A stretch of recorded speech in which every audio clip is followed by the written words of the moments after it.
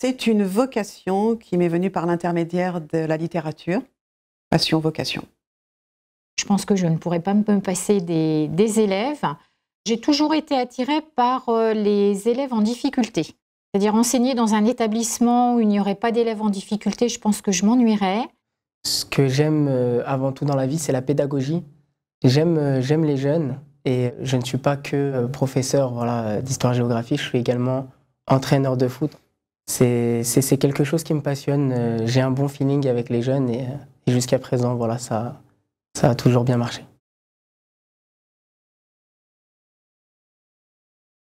Et on peut leur apporter quelque chose si nous-mêmes, on est positif. Si on arrive en étant négatif, c'est sûr qu'après, le métier est difficile. Cette fameuse journée où nous avons tous été invités afin de parler du thème de réenchanter l'école, moi j'ai beaucoup aimé cette intervention d'une dame qui disait qu'aujourd'hui on se doit d'être un clown, entre guillemets, mais voilà, savoir faire rire les élèves, savoir, je dirais, les amener à nous pour pouvoir les intéresser. J'ai eu une formule qui était de dire que le manuel ne suffisait plus et qu'en tant que professeur, pour enseigner un jeune, il fallait être aussi dans l'affectif, tour à tour, faire dans le sérieux, mais savoir aussi manier l'humour, manier l'affectivité pour faire passer notre enseignement. Donc c'est un défi parce qu'il faut s'adapter. La pédagogie, c'est ce qui fait la différence. À partir du moment où l'élève vient en cours à reculons, alors on doit se remettre en question. Ça veut dire qu'on n'arrive pas à l'intéresser.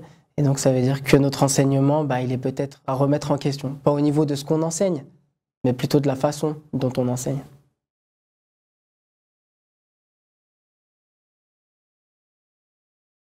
Rester positif, ne voir que le positif en fin de compte dans une journée.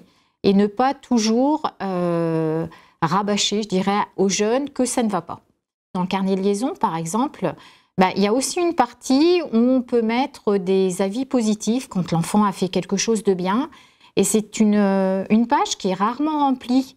C'est quelque chose qui est important et qu'il faut rappeler régulièrement. Mettre en avant ce qui est bien. J'essaye toujours de faire en sorte que l'élève sente qu'il est important. Je fais faire des exposés à mes élèves. Je leur impose une structure dans les exposés, une introduction, un grand 1, un grand 2. Par contre, la façon dont ils veulent procéder, je leur laisse la plus grande des libertés. Vous voulez faire une pièce de théâtre? Faites une pièce de théâtre. Vous voulez me faire un exposé sous forme de PowerPoint? Pas de problème. Vous voulez jouer au professeur? Je vous donne des feutres et un tableau. Allez-y. Je les responsabilise. Je leur donne justement cette possibilité d'être aussi des jeunes professeurs.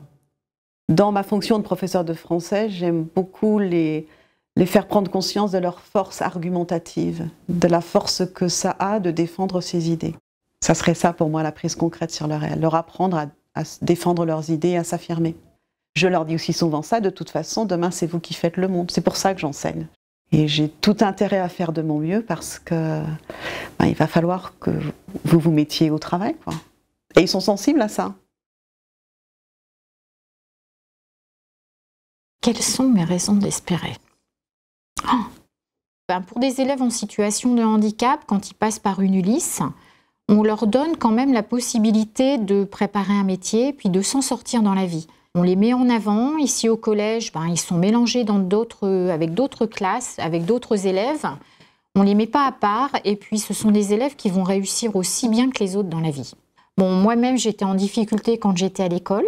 Je sais qu'on m'a souvent humiliée, on me mettait de côté. Je me souviens d'un instituteur qui m'avait dit d'abord votre fille, madame, elle finira à l'usine, elle n'arrivera jamais à rien. Et les élèves sont souvent surpris quand je leur dis tu sais, moi aussi à l'école c'était difficile. Ils font ah bon, c'était difficile et puis aujourd'hui vous êtes enseignante. Ils sont étonnés de voir que on peut réussir malgré les difficultés. Je suis un ancien mauvais élève. J'étais absolument désintéressé de l'école et personne n'aurait misé une seule pièce sur moi. Mais le déclic est arrivé. J'avais un professeur d'histoire-géographie en terminale qui s'appelle Franck Roubaud, qui est encore enseignant aujourd'hui au lycée Jean Moulin.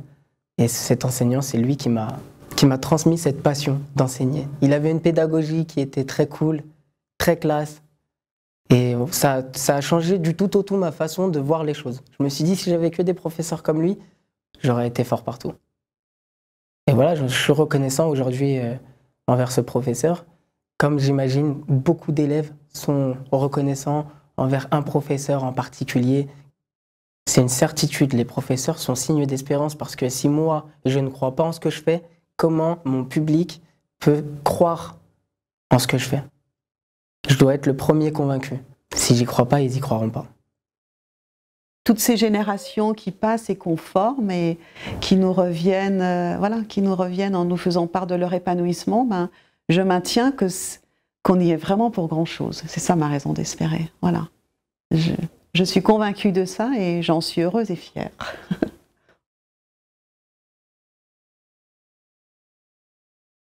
Ah, ce par quoi j'ai conclu mon intervention là, quand j'ai répondu au collègue qui exprimait sa difficulté, difficile, donc passionnant.